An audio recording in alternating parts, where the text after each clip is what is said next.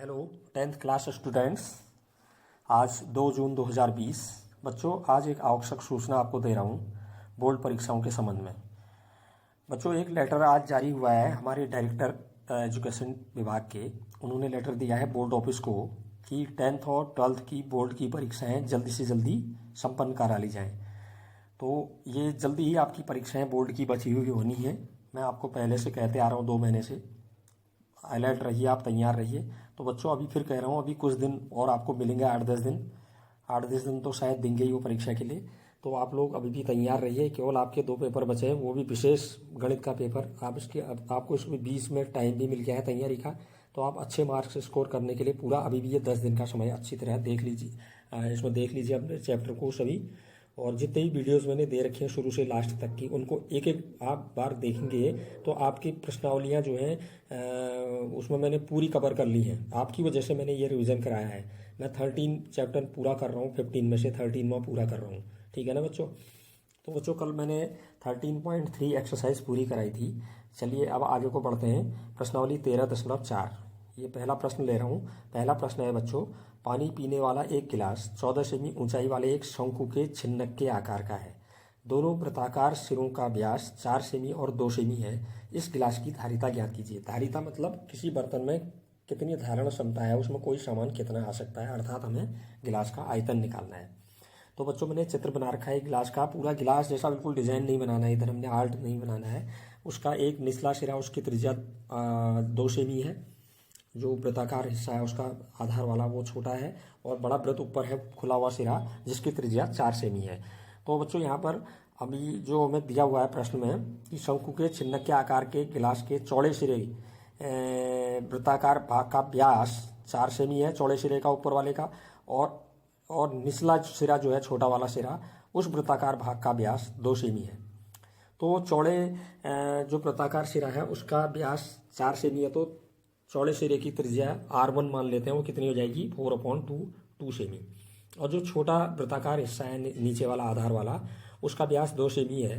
तो छोटे वृत्ताकार भाग की त्रिज्या R2 मान लेते हैं उसको, वो हो जाएगी 2/2 1 सेमी। और छिन्नक के आकार के गिलास की ऊंचाई हमें दी हुई है H 14 सेमी। तो छिन्नक के आकार के गिलास का आयतन क्या हो जाएगा? छिन्नक का आयतन का फार्मूला मैंने आपको बताया है, एक मैंने पीपीटी बनाई थी, उसमें सब फार्मूले दिए थे। 1/3 पाई H ब्रैकेट में R1 square plus R1 R2 plus R2 का स्क्वायर। तो यहाँ पर बच्चों पाई का मान और R1 R2 और H का मान रख देते हैं। तो 1/3 इंटू 22/7 इंटू 14 ब्रैकेट के अंदर 2 का स्क्वायर प्लस 2 इंटू 1 प्लस 1 का स्क्वायर। तो आपका बाहर जो है 7 से ऊपर 14 2 बार कट जाता है। तो 22 से 2 आपका मल्टीप्लाई हुआ 44/3 ब्रैकेट के अंदर 2 का स्क्वायर 4 हो गया प्लस 2 प्लस 1। ठीक है। अब ये ब्रैकेट वालों को आप जोड़ देंगे, 4 और 2 6 1 7 आ जाएगा। तो 44/3 इंटू 7 आप इसको मल्टीप्लाई कर दीजिए 7 से 44 को, यह आ गया 308/3 घन सेंटीमीटर। तो यही बच्चों गिलास का आयतन होगा, अर्थात इस गिलास की धारिता होगी घन सेंटीमीटर में 308/3 308/3 घन सेमी। अभी दूसरा सवाल देखते हैं बच्चों।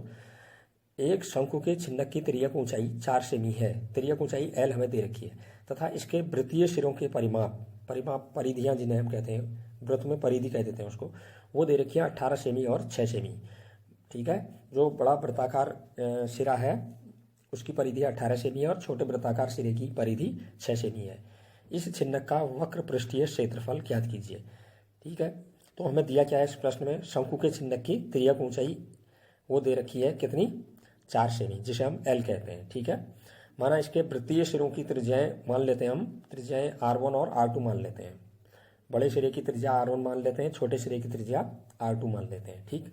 तो हमें बड़े सिरे की परिधि दे रखी है, बड़े वृत्ताकार सिरे की परिधि क्या दे रखी है, वो दे रखी है 18। लेकिन हम फार्मूले से अगर निकाले हैं तो बड़े सिरे की परिधि क्या आ जाएगी, 2πr1, और प्रश्न वाले ने इसको दे रखा है 18। तो प्रश्नानुसार 2πr1 बराबर 18, इसलिए πr1 बराबर 18/2, 2 से 18 आपका 9 बार कट गया। तो πr1 बराबर आ गया 9। इसको हम क्वेश्चन नंबर 1 डाल दे रहे हैं बच्चों। ठीक है। तो बच्चों, छोटे वृत्ताकार सिरे की परिधि हमने R2 मानी है।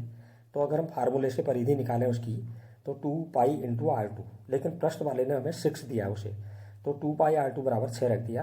पाई R2 बराबर क्या आ जाएगा फिर हमारा 6/2, 2 से 6 कट गया 3 बार, पाई R2 बराबर 3। ये क्वेश्चन नंबर 2 डाल देते हैं। अब हम छिन्नक का वक्र पृष्ठीय क्षेत्रफल निकाल लेते हैं। छिन्नक का वक्र पृष्ठीय क्षेत्रफल का फार्मूला क्या होता है, पाई ब्रैकेट में R1 plus R2 into L। ठीक है, अब बच्चों यहाँ पर एक चीज़ है, हम पाई से ब्रैकेट के अंदर गुणा कर दे रहे हैं, L तो बाहर ही रहेंगे, पाई से अंदर गुणा करेंगे, दोनों को गुणा कर देगा वो, तो क्या आ जाएगा ब्रैकेट में पाई R1 plus pi R2 bracket बंद इंटू L, L बाहर ऐसी रहा। ठीक है, अब समीकरण 1 में पाई R1 का मान कितना आया था 9, और समीकरण 2 में पाई R2 का मान कितना आया है 3। इन मानों को समीकरण 1 और 2 से पाई R1 और पाई R2 के मानों को यहाँ रख देते हैं। ठीक, तो छिन्नक का वक्र पृष्ठीय क्षेत्रफल आ गया 9 प्लस 3 इंटू L की जगह त्रिज्या को चाहिए हमें 4 दी है 4, तो ये आ गया 9 और 3 ऐड करके 12 इंटू 4 कितना आ गया है 48 वर्ग सेंटीमीटर। तो छिन्नक का वक्र पृष्ठीय क्षेत्रफल हमारा आ गया 48 वर्ग सेंटीमीटर। अब अगला प्रश्न है बच्चों, बड़ा इंपॉर्टेंट सवाल है ये वाला, ये बहुत बार परीक्षाओं में पूछा भी गया है, तो इस प्रश्न को देखते हैं। ये प्रश्न है, एक तुर्की टोपी शंकु के छिन्नक के आकार की है, यदि इसके खुले सिरे की त्रिज्या 10 सेमी है और ऊपरी सिरे की त्रिज्या 4 सेमी है, और टोपी की तिर्यक ऊंचाई भी दी है 15 सेमी है, तो इसको बनाने में प्रयुक्त पदार्थ का क्षेत्रफल ज्ञात कीजिए। माने इसको बनाने में कितना कपड़ा, या ये गत्ते की बनी है तो कितना गत्ता लगेगा, ये हमें बताना है। ठीक है, अब यहाँ पर बच्चों ये छिन्नक के आकार की टोपी है, इसका मैंने ऊपरी सिरा और निचला सिरा दिखा रखा है। तो निचला सिरा तो खुला होगा सिर में डालने के लिए, ऊपर सिरा भी बंद होगा कपड़े से या गत्ते से, जिससे भी ये बनी है, जिस मैटर पदार्थ से ये बनी हुई है। ठीक है, तो बच्चों यहाँ पर जो तुर्की टोपी है वो शंकु के छिन्नक के आकार की है। इसे बनाने में प्रयुक्त पदार्थ का क्षेत्रफल कितना होगा, इसके वक्र पृष्ठीय क्षेत्रफल और इसके ऊपरी बंद सिरे के क्षेत्रफल के योग के बराबर होगा। तो हमें इसका वक्र पृष्ठीय क्षेत्रफल भी निकालना पड़ेगा इस छिन्नक के आकार की टोपी का, और उसका ऊपरी सिरा जो है छोटा वाला सिरा उसका भी क्षेत्रफल निकालना पड़ेगा। इन दोनों क्षेत्रफलों को हम जोड़ देंगे तो हमारा इस तुर्की टोपी का को बनाने में कितना पदार्थ लगा उसका क्षेत्रफल निकल जाएगा। अब बच्चों यहाँ पर मैं दिया क्या है, छिन्नक के आकार की टोपी की त्रिज्या ऊंचाई दी हुई है L बराबर 15 सेंटीमीटर, और जो खुला हुआ वृत्ताकार सिरा है नीचे वाला वो चौड़ा है, उसकी त्रिज्या R1 हमें दी है, उसको R1 मान लिया मैंने, वो 10 सेमी, और जो ऊपरी सिरा छोटा वाला सिरा है ऊपर वाला टोपी का, उस ऊपरी सिरे की त्रिज्या R2 मान ली हो, वो दे रखी है हमें 4 सेमी। तो बच्चों टोपी का वक्र पृष्ठीय क्षेत्रफल छिन्नक के आकार की है, तो छिन्नक का वक्र पृष्ठीय क्षेत्रफल क्या फार्मूला लगाते हैं, पाई ब्रैकेट में R1 plus R2 into L। तो यहाँ मान रख देते हैं, हमें पाई का मान 22/7 रख देते हैं, R1 हमें 10 दिया है, R2 हमें 4 दिया हुआ है, L हमें त्रिज्या ऊंचाई 15 दी है, तो 22/7 ब्रैकेट में 10 प्लस 4 R1 प्लस R2 की जगह प्लस इंटू L की जगह 15, तो 22/7 गुणा 10 और 4 जोड़ के 14 आ गया इंटू 15, बट्टे के 7 से 14 आपका 2 बार कट गया। ठीक है, 15 से 2 गुणा हुआ 30, 30 से 22 गुणा हुआ 660 वर्ग सेंटीमीटर। ये तो हमारे वक्र पृष्ठीय क्षेत्रफल किनारों की तरफ कितना पदार्थ लगा उसका क्षेत्रफल आ गया। अब टोपी के ऊपरी सिरे जो बंद वृत्ताकार सिरा है उसका क्षेत्रफल, वृत्त का क्षेत्रफल पाई R² होता है, तो यहाँ त्रिज्या ऊपर वाली सिरे की R2 मानी हमने, तो उसका क्षेत्रफल पाई R2 का स्क्वायर, पाई की जगह 22/7 इंटू R2 कितनी दी है उसकी त्रिज्या ऊपरी सिरे की 4 का स्क्वायर, तो 22/7 गुणा 16, 16 से 22 को गुणा कर दीजिए, 352/7 वर्ग सेंटीमीटर। इसलिए टोपी बनाने में लगे पदार्थ का कुल क्षेत्रफल हमारा कितना आ जाएगा, टोपी का वक्र पृष्ठीय क्षेत्रफल प्लस उसके ऊपरी बंद सिरे का क्षेत्रफल, तो बराबर 660 प्लस 352/7। अब आप 7 से 660 को गुणा कर दीजिए, और जितना गुणा करके आता है उसमें 352 जोड़ दीजिए, बट्टे में 7 ही रहेगा, तो हमने 7 से 660 को गुणा किया, ये आ गया 4620 प्लस 352/7, यह आ गया आपका 4972/7। अब इसको भाग दिया मैंने, तो 710 बार भाग जा रहा है, 2 शेष बच रहा है, 7 से भाग दे रहे हैं, तो 710 सही 2/7 वर्ग सेंटीमीटर भी इसे लिखा जा सकता है। ठीक है बच्चों, तो अगला प्रश्न है बच्चों चौथा, धातु की चादर से बना और ऊपर से खुला एक बर्तन शंकु के एक छिन्नक के आकार का है, जिसकी ऊंचाई 16 सेमी है तथा निचले और ऊपरी सिरों की त्रिज्याएं क्रमशः 8 सेमी और 20 सेमी हैं। 20 रुपया प्रति लीटर की दर से इस बर्तन को पूरा भर सकने वाले दूध का मूल्य ज्ञात कीजिए। मतलब इस बर्तन में कितना दूध आता है पहले वो निकालना है, मतलब आयतन निकालना है। फिर उस आयतन को घन सेमी में आएगा बच्चों, क्योंकि सेमी में दे रखी है त्रिज्या ऊंचाई, तो उसको हम फिर लीटर में बदलेंगे। अब उसके बाद फिर हमने जितना दूध उसमें आता है उसका 20 रुपये प्रति लीटर की दर से उस बर्तन में कितना दूध आ रहा है उसका मूल्य ज्ञात करना है। ठीक है, साथ ही इस बर्तन को बनाने में प्रयुक्त धातु की चादर का मूल्य 8 रुपया प्रति 100 वर्ग सेंटीमीटर की दर से ज्ञात कीजिए।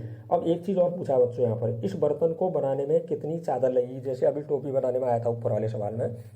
ठीक है ना, अब बर्तन नीचे से तो बंद होगा, ऊपर से खुला होगा, तो निचले आधार का वृत्ताकार भाग का क्षेत्रफल और वक्र पृष्ठीय क्षेत्रफल हमें निकालना पड़ेगा। उन दोनों को हम जोड़ेंगे तो हमारा इस पर कितनी चादर लगेगी बनाने में बर्तन को, उसका क्षेत्रफल निकल जाएगा। ठीक है, तो लेकिन यहाँ पर हमें एक चीज़ दे रखी, पाई का मान 3.14 लीजिए कह रहा है। ये बच्चों मैंने चित्र बना रखा है इसमें बर्तन का, ऊपरी सिरा इसका बड़ा वृत्ताकार बड़ा वृत्त है और निचला सिरा इसका छोटा वृत्त है। ठीक है, ये छिन्नक के आकार का बर्तन है जिसके ऊपरी सिरे की त्रिज्या को R1 कह रहा हूँ मैं, वो 20 सेमी दी हुई है, और बर्तन के निचला सिरा जो है छोटा सिरा उसकी त्रिज्या R2 मान लिया, वो हमें 8 सेमी दी हुई है प्रश्न में। तो अब छिन्नक के आकार के बर्तन की ऊंचाई भी हमें दी हुई है, उसको H कहते हैं, वो बराबर 16 सेमी है। तो इस बर्तन में आ सकने वाले दूध का आयतन कितना होगा, जितना इस बर्तन का आयतन होगा। बर्तन कैसा है, छिन्नक के आकार का, तो छिन्नक का आयतन का फार्मूला लगा देंगे 1/3 पाई H ब्रैकेट के अंदर R1 square plus R1 R2 plus R2 का स्क्वायर। अब यहाँ मान रख दीजिए, हमें R1 भी मालूम है, R2 भी मालूम है, H भी मालूम है, पाई का मान 3.14 रखना है, ये दिया है प्रश्न में। ठीक है, तो यह आ गया 1/3 इंटू 3.14 इंटू 16H, और ब्रैकेट के अंदर R1 का स्क्वायर 20 का square plus R1 into R2 20 into 8, फिर प्लस R2 का स्क्वायर 8 का स्क्वायर, ब्रैकेट बंद। तो 1/3 इंटू 3.14 इंटू 16, अब ब्रैकेट में स्क्वायर कर दिए, 20 का स्क्वायर कर दीजिए, 400 आ गया 20 का स्क्वायर, प्लस 20 गुणा 8 160 हो गया, प्लस 8 का स्क्वायर 64 हो गया। ठीक है, तो 1/3 इंटू 3.14 इंटू 16, और ब्रैकेट वालों को आप जोड़ के लिख दीजिए गुणा 624। अब बट्टे के 3 से 624 आपका 208 बार कट जा रहा है। अब बच्चों आप 208 से पहले 16 को गुणा कीजिए, जितना गुणा करके आता है उसको 3.14 से गुणा कीजिए, यह आ रहा है हमारा 10,449.92 घन सेंटीमीटर। अब ये हमारा जो आ गया किसमें आया, घन सेमी में। लेकिन हमें जो मूल्य निकालना था उसने कहा था 20 रुपया प्रति लीटर की दर से, 1 लीटर का मूल्य 20 रुपया दिया था, 1 लीटर का दिया था, तो हमें इसे लीटर में बदलना पड़ेगा। 1 लीटर में आप जानते हैं 1000 घन सेमी होते हैं, अर्थात 1000 घन सेमी बराबर 1 लीटर। अगर लीटर को घन सेमी में बदलना है तो 1000 से गुणा करते हैं, और घन सेमी को लीटर में बदलना है तो 1000 से भाग दे देते हैं। तो यहाँ आप 1000 से इसको भाग दे देंगे, घन सेमी में जो आया है, तो हमारे लीटर में आ जाएगा ये। तो हम क्या करेंगे, 10,449.92 को 1000 से भाग दे देंगे। 10 से 1000 से या 10,000 से या लाख से भाग नहीं देते हैं, ऊपर वाले ही अंक आते हैं जो अंश में होते हैं। 10,000 से भाग देने पर 3 स्थान बाईं ओर चला जाता है, तो क्या आ जाएगा हमारा ये 10.44992 इतना आ जाएगा। अब मैं 3 ही अंक तक ले रहा हूँ, पहले 10.449 लीटर, ये लीटर में आ गया आप। ठीक है, लेकिन हम 2 अंक तक इसको लें तो 9 आ रहा है तीसरे अंक में, 5 या 5 से बड़ा आता है तो दूसरे वाले अंक में 1 जोड़ देते हैं, तो ये आ गया लगभग 10.45 लीटर। तो इस बर्तन में इतना दूध आएगा, इतना लीटर।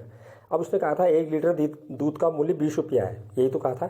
तो 20 रुपया प्रति लीटर की दर से इस दूध का मूल्य कितना हो जाएगा, 20 से इसको मल्टीप्लाई कर देंगे इस आयतन को, तो 20 गुणा 10.45 बराबर आ गया 209 रुपया। तो इसमें जो दूध आएगा इस बर्तन में उसका मूल्य कितना होगा, 209 रुपया। अब इस बर्तन को बनाने में कुल कितनी चादर लगेगी, उसका क्षेत्रफल कैसे निकलेगा। इस बर्तन का वक्र पृष्ठीय क्षेत्रफल निकाल लेंगे पहले, उसके बाद इस निचले आधार का बर्तन का जो बंद वाला उसका आधार का क्षेत्रफल निकाल लेंगे, फिर उन दोनों को हम जोड़ देंगे तो उनके योग के बराबर ही इसमें जो चादर लगेगी उसका क्षेत्रफल होगा। अब बच्चों यहाँ पर हमें वक्र पृष्ठीय क्षेत्रफल निकालने के लिए तिर्यक ऊंचाई की आवश्यकता पड़ेगी।